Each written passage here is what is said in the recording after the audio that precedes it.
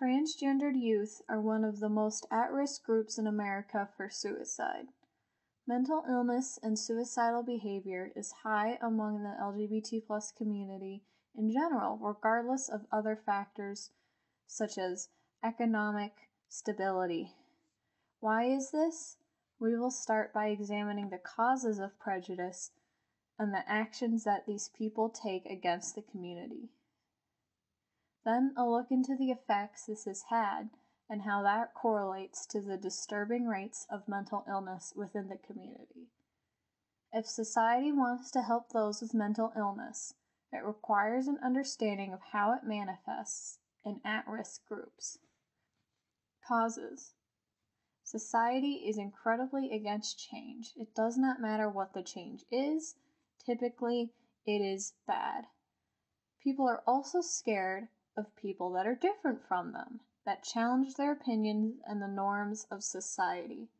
The norm, as these people see it, has been that love and marriage exists between a man and a woman, because that's how marriage has worked since the beginning of time. There's also the religious aspect of this idea, a popular opinion in American culture, which posits that the Bible or religious equivalent made marriage for men and women as a pact between them and their God. Romans 1:26. Because of this, God gave them over to shameful lusts. Even their women exchanged natural relations for unnatural ones, in the same way that the men also abandoned natural relations with women and were inflamed with lust for one another. Men committed indecent acts with other men, and received in themselves the due penalty for their perversion. Leviticus 18:22. Do not lie with a man as one lies with a woman. That is detestable. It should be noted that these verses are highly contested. Googling either of these brings up article after article with titles like 10 Reasons God Loves Gay Christians, and debates over the true meaning of the passages. Still, up until very recently, the consensus about gay rights had been overwhelmingly negative in religious communities and not up for debate. Despite what the norm is perceived to be, LGBT+ individuals did not arrive out of thin air in the 70s. There are many famous people presumed or confirmed to be homosexual, and there have been different times throughout history where some groups did not stigmatize against these peoples, such as ancient Greece. However, the vast majority of people did not out themselves for fear of persecution. Indeed, in some parts of the world today, being LGBT+ is still a death sentence. So, the only thing that is not the norm is that the advance of human rights allowing these people to come out without fear in America. Because of the religious debates, this issue has also become tied up with American politics, making it even more controversial. This combines with sensationalized media and a poor understanding of why LGBT+ people are who they are, lead to little sympathy, stereotypes, and dangerous perceptions about the community being the way most Americans learn about these people. Unfortunately, it is the fear of change in an advancing society and misconceptions about the group that scares people. It is new, unless it is abnormal and wrong. The media says that transgenders in bathrooms will molest your children, and that sounds scary, so you don't like them. Unfortunately, logic does not often prevail in people with harsh prejudice, and they do not seek out information to challenge their views. They make their opinions based on emotion alone, and so if they believe that LGBT+ people are bad for whatever reason, it is nigh impossible to change their minds. Actions. People rarely are aware that they are being discriminatory. They feel justified for some variation of the reasons listed above. A common question asked of same-sex couples is, who is the blank, referring to the gender not included in the dynamic? Because some people don't understand what a relationship without typical gender roles look like, this may be a genuine question. For example, which of the two men in a relationship does the shopping? Which of the two women does the taxes? Such a question is probably just annoying to the couple, offensive only when asked about private matters, such as sex. These can be common and lead to negative opinions about their own relationship. If you get comments every week or month about how your relationship is inferior or missing something or wrong, even if that idea is communicated implicitly, it can start to get to you. A more extreme behavior includes bullying. This usually involves taking a stereotype and applying it to every LGBT plus person they meet, no matter if it is logical to make, such as calling all lesbian women manly or ugly, or assuming any woman who's not wearing a dress and makeup is a lesbian or transgender.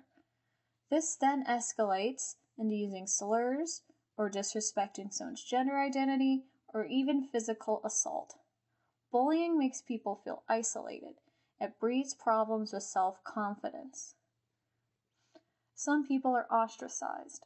Friends, family, their local community who do not accept them. This can have a terrible impact on one's mental health, whether it is being denied service at a restaurant, losing friendships, being forced to dress or act according to gender norms, or having loved ones revoke their love, can be devastating. Again, these people tend to believe they are in the right with these behaviors. They can say that they have a moral superiority over the LGBT plus community, and thus do not see their behavior as harmful. Some enjoy invoking their First Amendment rights, and with controversy surrounding the subject, it can leave a lot of people afraid to call out such behavior, and that has led to it being deemed acceptable to some. This in turn leads to more people exposed to only the stereotypes of the community and more societal discrimination. Extreme reactions against the community are beginning to shrink in America, but they still happen. It should be clear that the following scenarios are abuse, and while they have an extreme effect on the mental health of the victim, the impact of the everyday, more subtle homophobia that a greater population face should not be lessened. Parents are not required to love their children, and unfortunately some do not. And to some, a child with a different gender or sexual orientation is a sort of deal breaker, and thus they resort to abuse to reconvert their child. Not all conversion therapies and tactics involve physical abuse, although sending children to gay camps historically relied on the idea of extreme versions of normalized punishments like timeouts and spankings, and did in fact invoke physical abuse. Some people believe that you can beat the problems out of a child. Other people turn to conversion therapy and self-help books to cure their child through emotional abuse and destroying their self-worth. These therapies usually rely on the idea that one chooses to be gay or atypical, and thus it is something you can choose to stop doing, and making the victim feel morally reprehensible if they don't choose to do so. Some Christian therapies consider being LGBT plus a disease, sometimes referred to as same-sex attraction, that one can be cured of. The problem with these therapies is that they are almost exclusively non-voluntary. Traditional therapies work because the patient is aware of something wrong and they want to get better. Most LGBT plus people do not think they are diseased, and therapy will never be as effective with an unwilling patient than with a willing one. They also rely on, instead of building up the patient's self-worth, tearing that person down. Having an atypical orientation is widely acknowledged as being something they did not choose, and psychological studies are supporting this. Thus, this therapy requires the victim to remove from themselves a part of their identity and to associate something they cannot help and were born with as a moral dilemma and problem.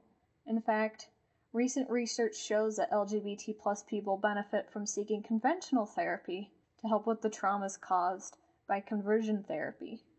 According to author Jessica Horner, quote, "Conversion therapy aims to alter a person's sexual orientation away from homosexual and into heterosexuality or celibacy.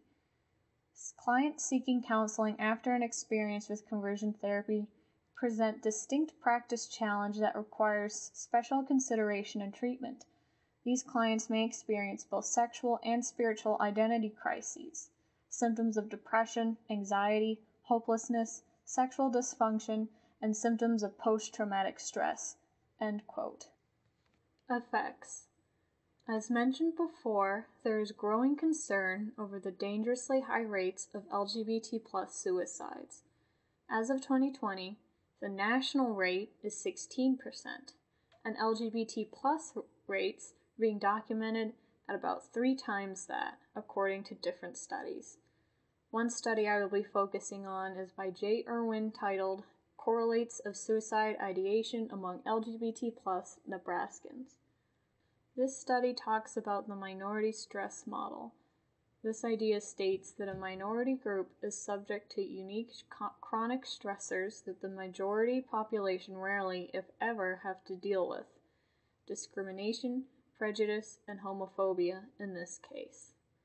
This stress can lead to higher levels of depression within the group. Quote, "Minority stress research shows support that suicidal ideation and behaviors are related to internalized homophobia, stigma, and prejudice." End quote.